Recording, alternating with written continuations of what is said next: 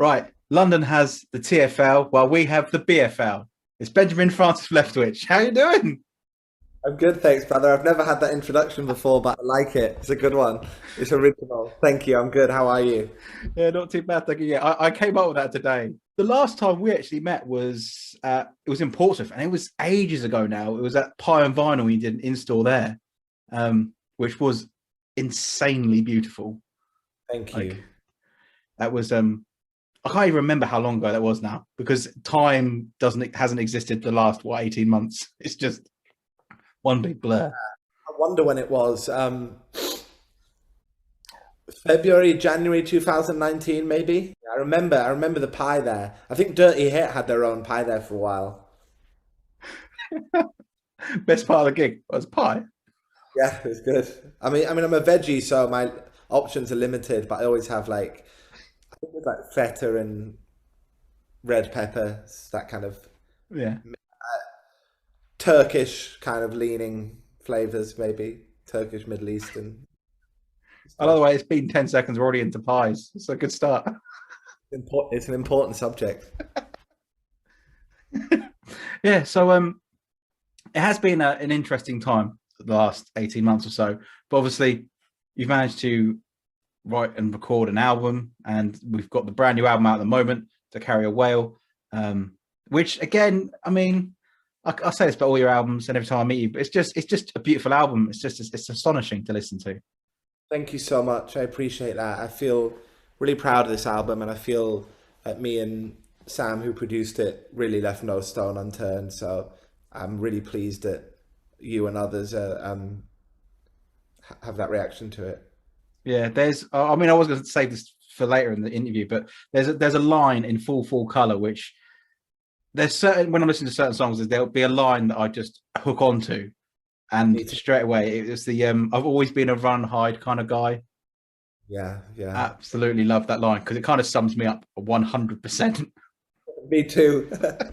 Me too. Yeah, just always never quite been willing to face up until quite recently, never quite been willing to face my own stuff. I'll look anywhere else and blame anything else other than the stuff inside me. Yeah, no, I'm very much the same, and I think that's why. I think that kind of a lot of your lyrics are there's always a personal connection. And I know with music, people take that in a different way, but yeah, that line really is stuck with me from the very first moment I heard it. I was like, yeah, it's made me reflect on a few things as well. Yeah, like I said, it just sums me up to a T. And God bless you. Yeah. So did want to do just some quick fire questions just to get things started off. So just the first thing that comes to your head. There's only 8 of them, so let's get through them quite quickly. So, what was the last album you listened to from start to finish? And you can't class your own one. um, Casey Musgrave's Golden Hour. Good. Right. What are you currently reading, if anything? A book called Unbroken, an audiobook called Unbroken about a soldier called Louis Zamperini who survived various crazy stories, including shark attacks and captivity. Oh, that sounds cool. The artist you are most looking forward to new music from? Holly Humberston. Oh, very good choice. The Walls Are Way Too Thin is an exceptional song. And then obviously Vanilla before that was just, yeah, she's incredible. Incredible artist. Yeah. What was the last TV series that you binged? Nashville. Okay, I've not seen that one. Really good. If you'd like to check it out, it's really good. What's it Amazon about? Prime. The country music scene in Nashville. It's acted, so it's like a drama, but Yeah. the country music scene and record labels and artists and recovery and there's loads of great songs in it. It's a Okay. wonderful TV I'll give show. that one. I'll give that one a look. Also, what was? Well, actually, what's the next gig you have lined up as a fan? So not as a performer. What have you got in the diary already? Not nothing as it stands. Ah, have you got? You Well, obviously. I was gonna go and see Get Cape Where Cape Fly open for James and Feeder and Maximo Park because he's Sam Getcape is one of my close friends. He produced the album, but I think that gig's been postponed now. Yeah, I mean, uh, today there's been more festivals cancelled. It's just, I thought we were past that point now of just the postponed or cancelled. I thought we were actually getting to that point, but obviously not quite there yet. God willing, soon. Yeah, oh, yeah, hopefully very soon. Do you have a hidden talent?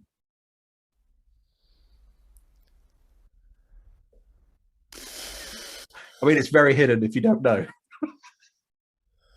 Um, I used to be No, I used to be pretty good at tennis when I was like 13. I was like almost semi-professional, like county LTA rated, Yeah, growing in my LTA rating standard. But when I was about 13, I rediscovered the guitar and the tennis racket went into the into the bin. cupboard. Not the bin, but went into the cupboard. Got some comments on it. So this actually might be this next question as well. What was the first career you dreamed of as a kid?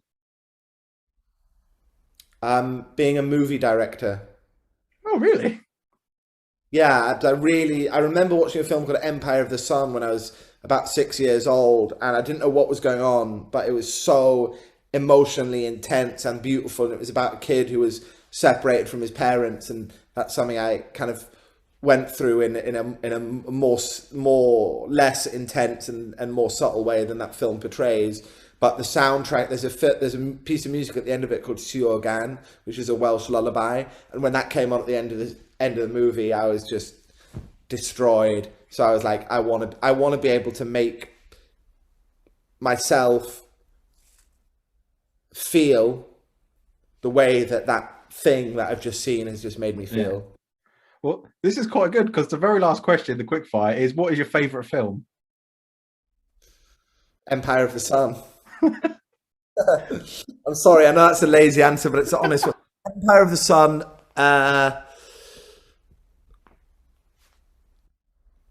A film called it. Do you know the film Into the Wild? The true story about that guy who went off into the forest to try and live by. He gave away all his worldly possessions and went into the wilderness to live by himself. It didn't end well, but I wouldn't say it's my favorite film. But Empire of the Sun's my favorite film. But I remember watching that film as a 16-year-old when I was at school, and it was so inspiring. I think subconsciously that film inspired me. Might have been the point of difference between me having uh, a career in music and not. Yeah. So you mentioned obviously the this track at the end of the film was kind of what kind of brought it all together. So you see what you wanted to go into film, like directing. Did it ever occur to you that it was the music that kind of made you want to go into it because it was the track that kind of hooked you in? Later on, yeah, and I'm quite I get quite impatient. I think I have like light ADHD, and I kind of get but the shine of stuff wears off for me pretty quickly. So like the form of songwriting is like 3 minutes, 4 minutes, Yeah. few paragraphs on a sheet of paper. I can work within that, and even that I can get bored of stuff quickly. But that I feel like that form kind of works well with the limitations that I have in my mind. And I have big respect for movie directors and videographers and photographers and friends of mine who do that. But I don't have the patience for that. No. So you've not ever considered like directing your own videos then? No, I mean it's funny you say that. I think a lot of artists when they're young, when they first get signed and have video budgets and start making music videos and stuff, like to kind of convince themselves that they know that they're video directors. But I remember one video shoot that I made on my first album, and I made the mistake of getting involved in it, and I ruined the video shoot. I'm not going to tell you which song as the song came out, but it was. I remember having a pretty frank conversation with Jamie, who runs Dirty Hit, about my missteps that day. I think it's important for artists to have opinion. You know, some artists are great at that, no doubt, but I'm not. And I think it's great for artists to have opinions, to be able to say yes or no, but the seed of it, I've got to leave it with video directors pitching ideas and then me being like, okay, that's cool. And if I want to change a little bit and I'm friends with the director, which I often am, then yes, there can be a conversation, but I'm not a music video director. I write songs and I have to remember that sometimes, you know. Leave it to the professionals. Exactly. Yeah. Yes, obviously we've got the new album out now. Um, I've got a kind of theory as to why I think it's called To Carry a Whale, but what was your reasoning behind the album title?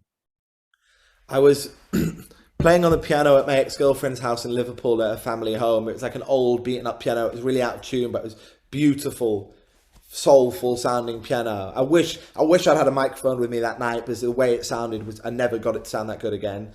And I had this riff and I ended up using the riff with another artist, but I remember writing the name To Carry a Whale into my phone that night, probably midway through 2019. I was like, wow, that's so beautiful, but I don't know what it's about. And it quickly became apparent to me that it was about living with something that is heavy and more powerful than I am, and that needs attention, caring for, and keeping an eye on one day at a time, because if I don't, it will squash me. So it's about living with heavy things. Yeah, What was your that was it was kind of that because it kind of hooked into that the line I've always been a run high kind of guy. It's about keeping that internal monologue and not kind of dealing with it. And the burden, obviously, a whale, if you're carrying that around, is quite a weight on your shoulders. Yeah. Yeah. Um, and I know Cherry and Tacoma was one of the singles, and it's there's a part of it, the songwriting, which is very you, and it's something that I love that you do, which is a lot of acoustic acts just stick to quite slow paces and let the songs build that way. But Cherry and Tacoma, you've got a couple of other songs like it. The beat behind it is actually really quick. Like, Yeah, yeah, it's got a bounce to it. Yeah, yeah, um, I know what you mean, and honestly, it just kind of came out that way. It wanted to have that energy. I started writing it in sound check on tour, and I had the first verse and the first three lines and the chords and the melody for ages, and it just, I probably it's probably slightly slower when I was jamming it in sound check, and then when I took it to studio, I kind of beat it up a bit because I felt that was right for it. But I wanted to have that kind of intense, I flew all the way out to Tacoma, that fast kind of roll for the yeah, vocals, like bounce along and not get sludgy. yeah. It's something that is very uniquely you. Where like as soon as like you hear just the opening and with the and you're like it's a Benjamin Francis track. It 100% is, and yeah, it's like you say, it's the song. It pulls you along. It pulls you into it, which is something that I love that you somehow can do so easily. Thank you, man. Yeah, it is easy to get caught in very kind of low tempo, slow tempo, um, passive energies in the instrumentation of a track. And I one of the first albums I ever fell in love with was an album called End of History by Fionn Reagan, and there's a song on that album called Blackwater Child, and it goes dun gun da lung dun gun dun gun dun gun da lung gun gun. So I think that song's always subconsciously inspired me to like do, where appropriate, do stuff with a bit of pace and kind of move the fingers in a way where there's like intrigue and pace and counter rhythms within the main thing, if that Yeah, makes sense. yeah, it does. So obviously, like I said, I love the album. I mean, I just love you. I mean, every track you've ever released, I do. But what was the easiest song for you to write on the album, and what is your current favorite, and what is the one you're most looking forward to playing live? I think the easiest songs, like in terms of time and how they kind of flowed out of me, were Tired in Niagara, which was done in an hour and a half in Niagara when I was tired and very kind of sad and lonely and isolated. I kind of wrote 75% of it in my hotel room, and then took it to my bandmate, knocked on his door probably at 11 at night. We'd had a day off driving across the border into Canada, and we finished it and recorded it. It was written and recorded within 2 or 3 hours, the version you hear, bar the mix. Yeah. That was emotionally, it wasn't easy to write. It's obviously a really very intense, sad song. And the other song that was quick was Canary in a Coal Mine. I wrote 70% of it, sat outside on a bench outside the Dirty Hit studio in April 2019. And I was in a relationship in sobriety for the first time, and it was really about that feeling of being in love for the first time, but also like how dangerous that can be for a person in recovery if they start thinking that their recovery is dependent on the relationship or the person they're with. Mm. And what was the second part of the question? I know what the third part was. So I've got to try and remember now as well. So we had easiest song to write. One that you're most looking forward to playing live. Yes. Oh my God, please. I've already played it a few live. Like, I really love that song. It's really intense, and I love singing in my low register. I'd say Oh My God, Please or Tired of Niagara, probably. Yeah. I think that the kind of venues I play, they'll work. There was another there was a Then second question. favorite track on the album. Um, I don't really have favorites. If I had to pick, gun to my head. I know you don't have a gun to my head, but Oh wait there actually. I know you would never do that. Probably Oh My God, Please. Yeah. That does seem to be one of the fan favorites as well.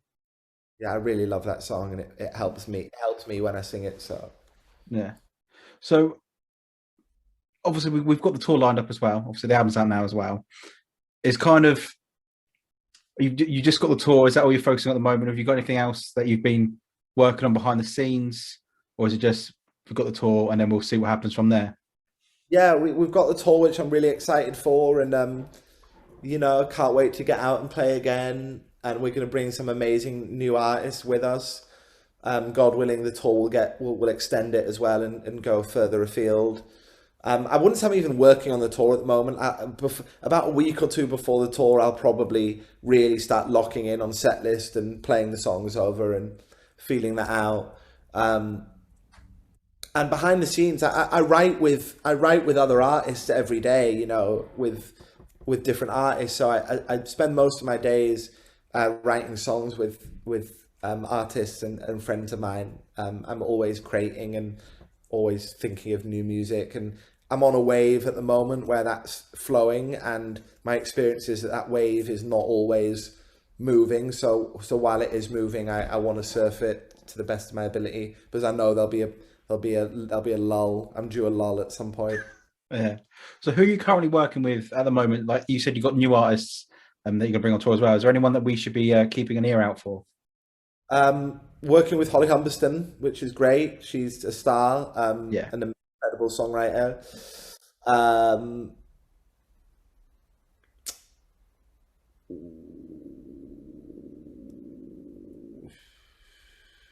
a new artist called Lexi Berg, who just put out a song last week that we did called Helpless to Help You. An artist called Molly Payton, who's incredible. I forget who I'm working with, man. Gabe Coulter, who's incredible. Um, a new lady called Rosie. Something just fell down in my kitchen. Did you hear that? Yeah. I don't know what it was. A new artist called Rosie. Me and Tom Adele are working with her, which is really nice to be reacquainted with Tom, and she's incredible. A new guy called Bo on Dirty Hit, an artist called Bo. He's wonderful. Worked with Biba Doobie the other week, which was sick. She's incredible. I I love love her. Biba Doobie.